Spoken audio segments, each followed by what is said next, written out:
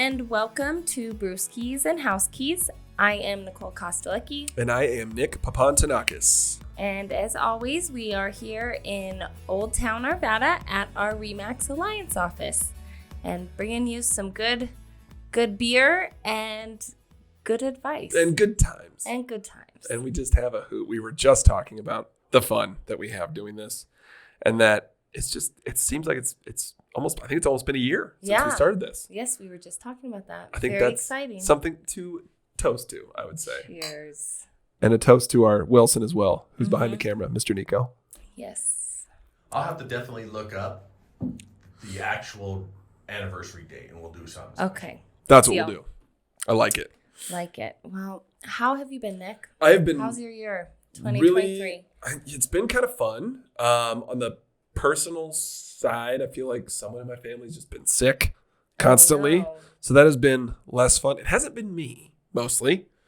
It's been mostly either my daughter or my wife. But outside of that little hiccup in life, been a pretty good year. On the business side, it seems like everybody that said we'll wait until next year to buy or sell is jumping in. Meant it. I agree. Yes. Yes. Are you I'm feeling busy? That too. Yeah. So it's been good. That's what we want, right? It's been a good couple of weeks. I guess, we're in the third week of 2023. It always goes by so fast. January. It's the 23rd day. Although it's been freezing. Of 2023. And I'm over Me the too. cold. Well, you know what? And not that we need to jump straight into the beer, but I think that's really kind of a great segue into what we're drinking because when it's cold, those like headier beers that are kind of those brown ales, the stouts, that kind of stuff kind of tastes better to some people. What we're drinking today is very like, I could sip it on a beach. Islandy. I think that I was personally just hoping to be on a beach, so that's the route I went. And it worked because it was snowing this morning, and as soon as you bought this beer, the sun came out. Yeah. I saw it. You're welcome. So thank you for that. We appreciate it. Yep. Well, it's a fun way to kick off the year here doing, a couple of these episodes, but also just kind of getting the real estate ball rolling. Yeah. So, and I'm pumped for our topic today because I think it's a little outside the box of stuff that we've done in the past, and we'll definitely get into it. But I think it's hopefully going to be helpful to folks that are just either enjoying their homes or maybe getting ready to sell in the next few years. Yes, it will. But why don't we first chat about the beers? I like that idea. We have Jagged Mountain. So this brewery is over off about 20th and Lawrence. And so it's downtown Denver, really close to Coors Stadium. So if you guys are going to a Rockies game, definitely stop by there. Before or after? Before or both. After. Pre and post game. Yes. Pre and post game. Yes. Or just on a random day. I know they have trivia on Thursdays. And there's axe throwing above. Yes. That's I just used called to a work night there. out. There you go. And you used to work at that I axe used to throwing work place. there, yep. So I know Jagged Mountain pretty well. It's your old stomping grounds. It is. It is indeed. So some good stuff. I'm drinking the Cool IPA. So it's very crisp. It is 6.1%. So it's not like super like alcohol forward. Just easy drinking IPA. And it's not punch you in the mouth really hoppy good. either, which is nice. Exactly.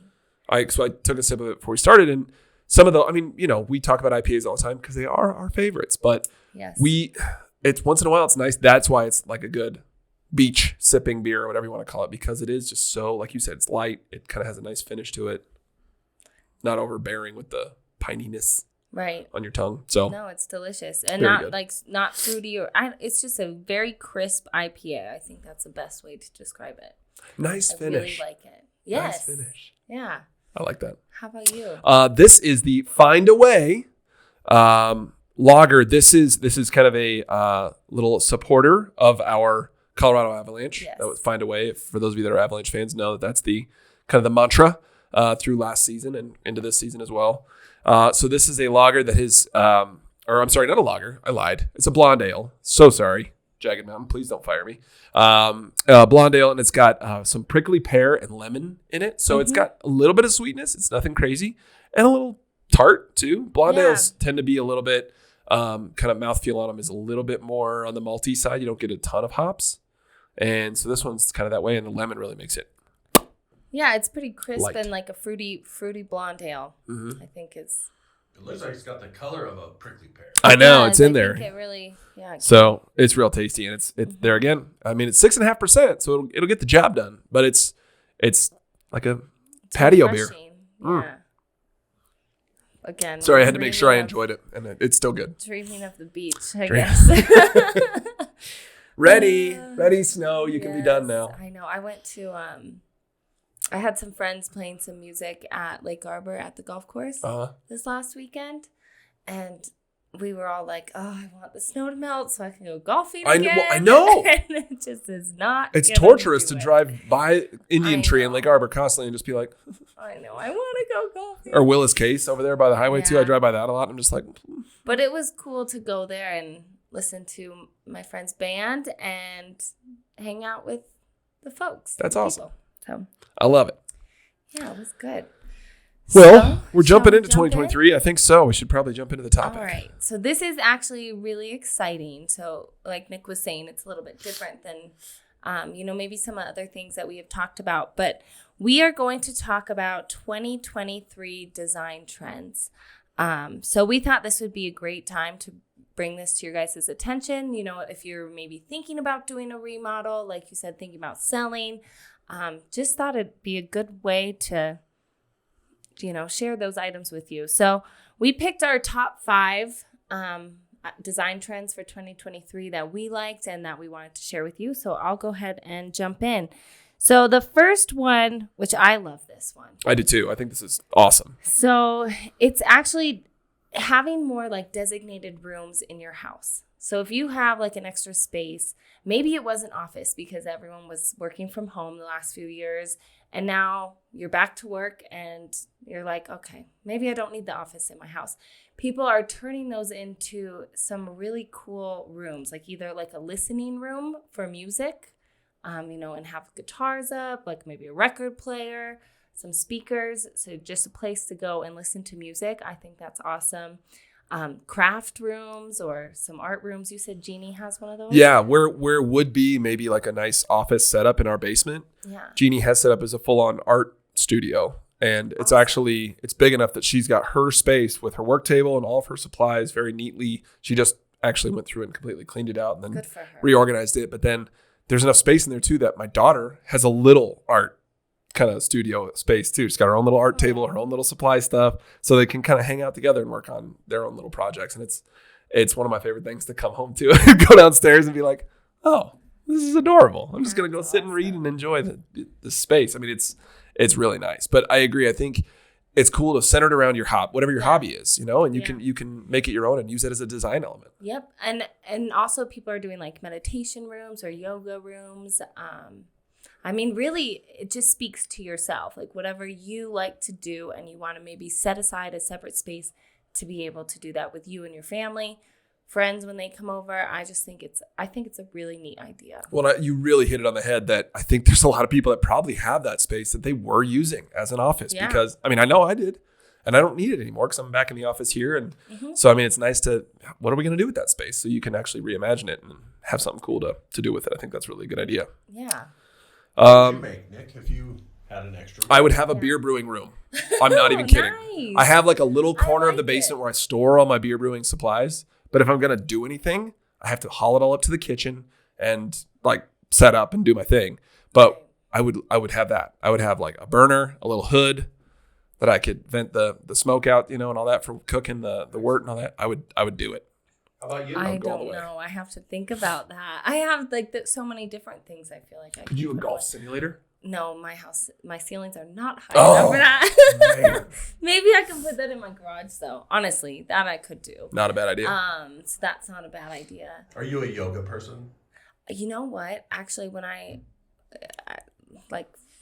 used to do yoga quite a bit, and I actually did turn one of the rooms like in a, I guess, townhouse I was living in into a yoga room. I painted it really weird colors, Super zen. don't know if I recommend this, but I was like, I'm painting this, and I painted it I don't know, some sort of sea foam bluish. Ooh. It was more like a blue color, and then I I just was getting real creative and like started putting like brush strokes like kind of all over. I don't know.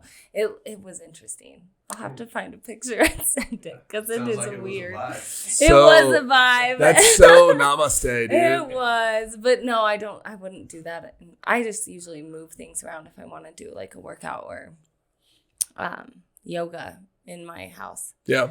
But yeah, that is something I will have to think about more. Could even just be like maybe a reading like or a puzzle room, like a game room or something like that. I think that's what I would do. Like a proper table so you can set up. Yeah, because I like do that. love games. Yeah. That's what I would do. That's a good call. The other one I would do, I just thought of this, a Lego room. That's a good one. I have some friends that are like super into Legos that's what they do. As Jane has gotten older, we've gotten more and more into it together to where like that's what we both got from my wife for Christmas. She got us each a Lego set and we built I built these. You like this section, Nico. They were one was an F1 Formula car. The other one's a Mercedes like race car. And so I got to build those and Jane had like this little, I don't know, beach house, tree house thing that she built. I'm like, it's what we do together. It's a blast. That. So that's the other one I would do. Cool. Nico? Lego room. I think I need 2 rooms, actually. Okay. Go ahead. I would do definitely a guitar room, like a music room where I could play guitar. I'd have to put a little sound deadening in it so I could have the amp turned way up. I thought of you when I saw that. And the other would be an art studio. Okay. Like what your wife has. Yes, dude. Right now, my art space is, I bring my easel out, I throw an old sheet down, and that's wherever I can set it up. I usually look for good light. Yeah. Mm-hmm. I do it on my kitchen table. Because it's so much of a pain in the butt to drag everything out, it keeps me from doing it. It keeps you from doing it. And that's why I think these dedicated spaces are so cool, because if it is already something you love. Yeah, this is making me excited. Now I'm thinking. Oh, there's options. Who knows? I love it. Maybe a plant room like you could do. That's a great idea. Yeah. If you want to like start growing your own like herbs or whatnot, because you do need a designated space if you start them from seeds.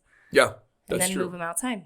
Ah, there There's you go. So many Lots of options. ideas. I love Let it. us know what you guys end up doing. I know. Yeah, throw some comments because I love that as a topic just on its own. I know. That's pretty cool. We could spend the whole 30 minutes on that. Yep, but we'll keep going. So number 2 on our list is just a general sense of what we call nostalgic design. So there's been kind of a shift in the last probably 10 years towards the desire to have more of that mid-century modern feel, I think, whether it's with architecture, whether it's been the design elements inside your home as well. But you'll see that in a lot of, Better Homes or what's the other one? Architecture's Digest. Yep. That they feature a lot of that kind of mid-century modern look in a contemporary setting. So I love this. My wife loves this. Our furniture, we shop at a place in Wheat Ridge called Mod Mood. Yes. That place has some cool. They do. They have good stuff. And my wife's been super picky, like waited for things and kept in touch with them, and they let her know when things came in, kind of thing. And so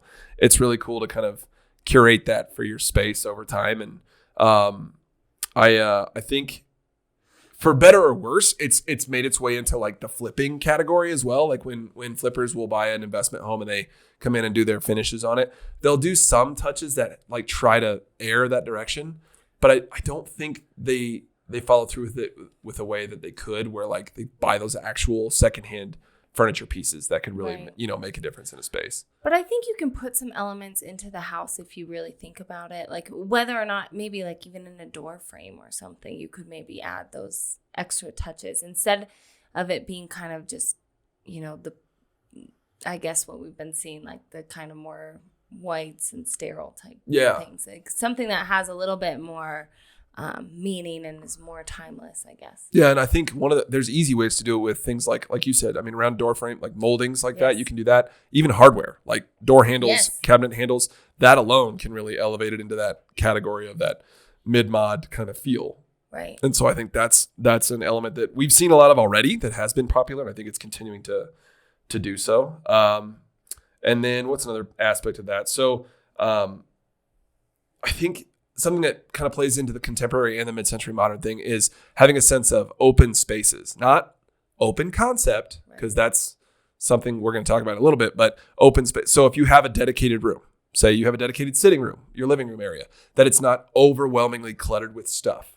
That, like I said, the furniture is carefully curated, or, you're paying attention to what's on the walls and it's not just kind of cluttered, and just there's little touches of those kind of photo clusters you can do on the wall, or those like have been big.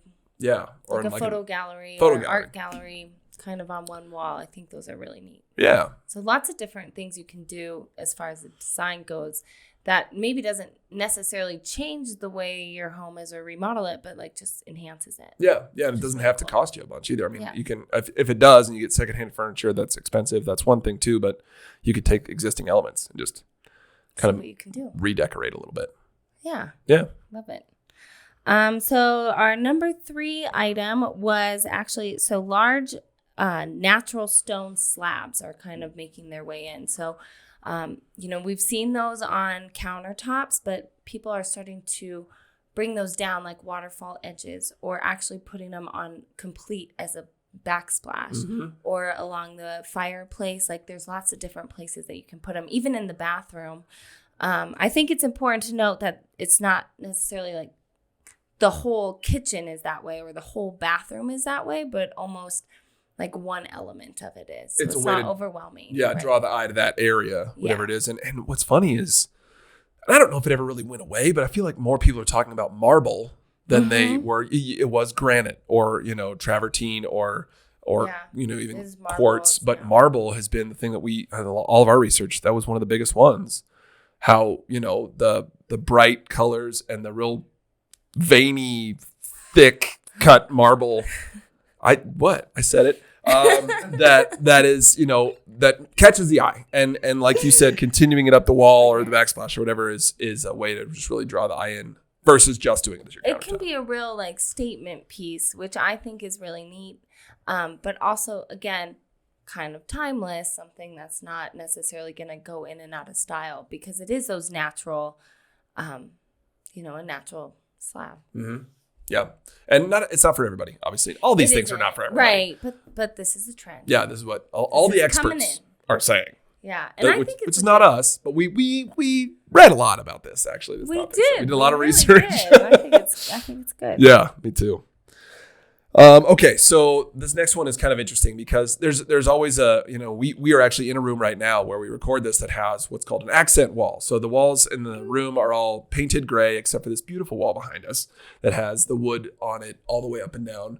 And the accent wall is a pretty common thing that you've seen for a while in a lot of homes. Mm-hmm. But one of the experts we saw talked about if you have a room that you can't do that with, or maybe there's not a reason to draw, like, so a lot of times it's just a random wall. Or it could be like, there's some spots that it's really good in. Like if the fireplace is there, you put the accent wall there. Yep. Or I'm trying to think of another one. If you have something to, show off and feature, then that's a good one to do. Traditionally, it's a room with 4 walls. That's, that's right.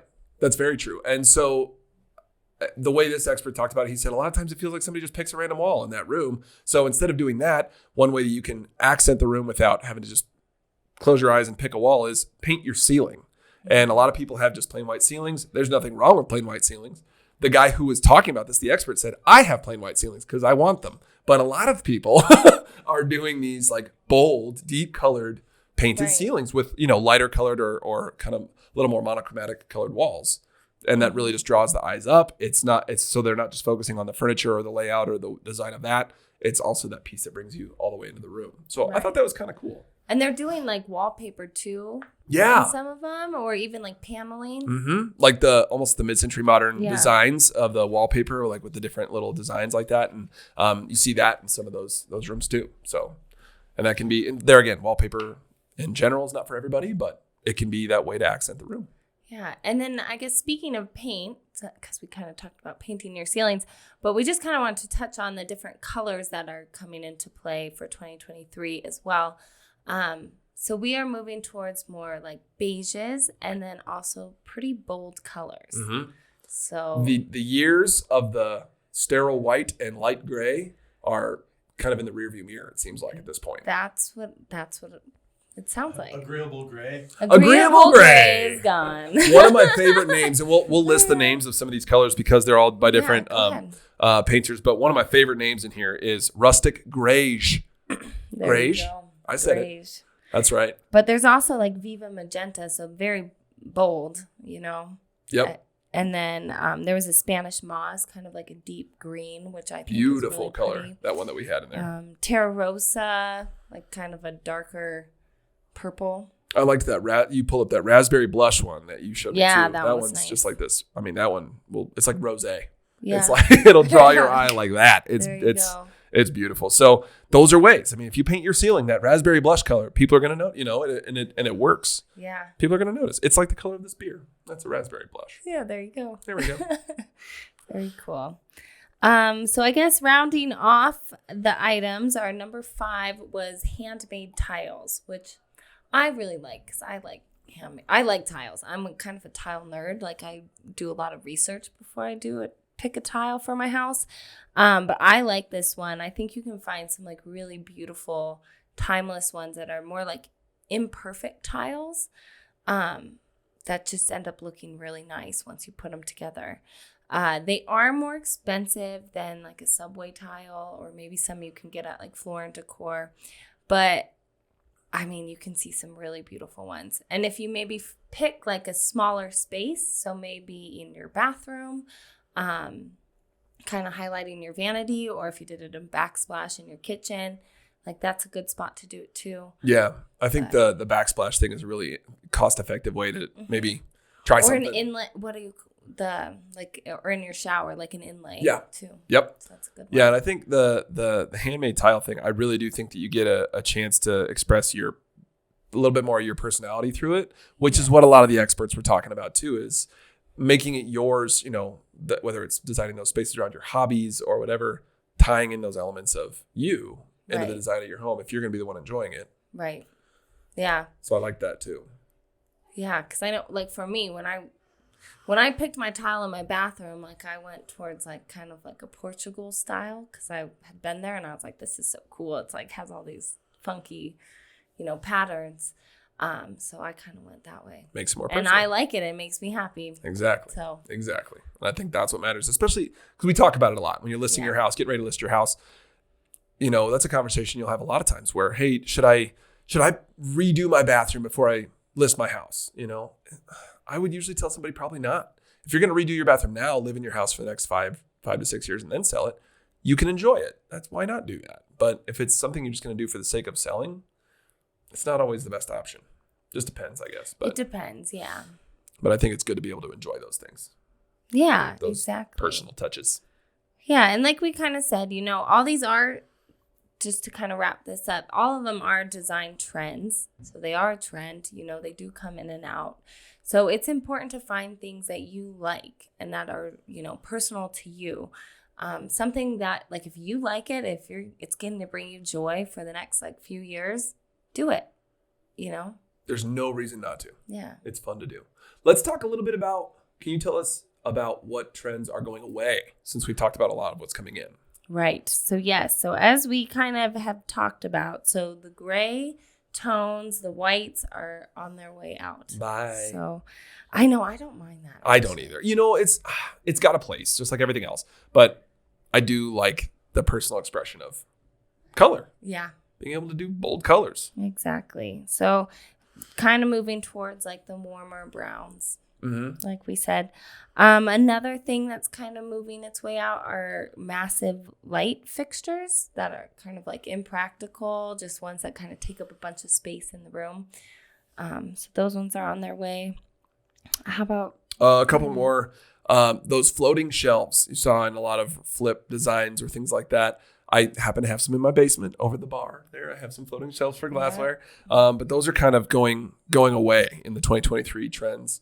Which they seem impractical. They're kind of impractical. They do. It was a cool look. It looks really nice if you are neat and tidy. But you have to be neat and tidy. That's exactly it. You have to. That's actually what my wife said to me when we put those in. She's like, "You're going to display beer glassware up there." I'm like, "Yeah." She goes, "Are you going to dust it?" And I was like, "This is a good point." That's the other thing, yeah, because then it gets all dusty. You probably have to rinse them out every time you pour beer. So it's a different decision making process, which is good. I mean, I think it's good that it's shifting away now.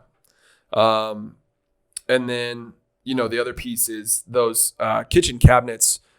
You'll see a little less of the either recessed or raised kind of design on the cabinets, and a little bit more of the modern feel of those flat front cabinets is coming, I guess, into more trend for the coming year. And a lot of that leads into, don't do the whites, don't do the grays. You can have wood tones, or you can have bright color, bold color. Some of the pictures we saw had bright colored cabinets, and it allows you that freedom and a little bit easier space to work with. You're not having to work with painting all those grooves and all that.